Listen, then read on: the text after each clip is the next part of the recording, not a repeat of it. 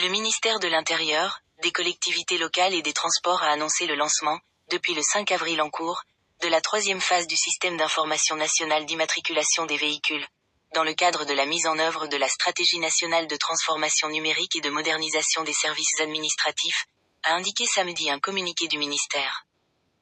Cette phase vient consolider les précédentes étapes couvertes par le système d'information nationale d'immatriculation, notamment celles relatives aux véhicules importés neufs et d'occasion de moins de 3 ans, précise le communiqué, rapporté par l'agence APS. L'opération concerne l'immatriculation des véhicules et des engins de travaux publics constituant le parc national, qu'ils soient neufs ou déjà immatriculés via les fichiers au niveau des wilayas, ainsi que les véhicules et les engins de travaux publics importés, ajoute la même source. Dans ce cadre, les propriétaires de véhicules et d'engins de travaux publics déjà immatriculés, concernés par des procédures de vente, de changement de résidence, de transfert de propriété aux héritiers ou de modification des caractéristiques techniques du véhicule, sont tenus, avant toute démarche ou transaction, de se rapprocher des services locaux d'immatriculation compétents, services des cartes grises, afin d'obtenir,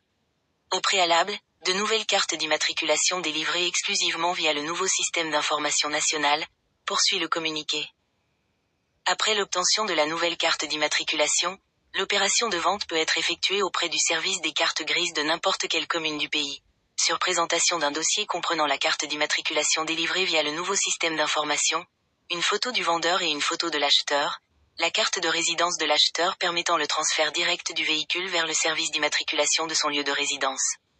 Un document attestant de l'identité du vendeur et de l'acheteur selon leur statut juridique, citoyen, étranger, personne morale, conformément à la législation et à la réglementation en vigueur, ainsi que le timbre fiscal selon le type de véhicule. La même source explique, en outre, que le vendeur et l'acheteur sont dispensés de remplir le formulaire de déclaration de vente, celui-ci étant généré automatiquement par le service d'immatriculation via le nouveau système d'information et intégré directement au dossier.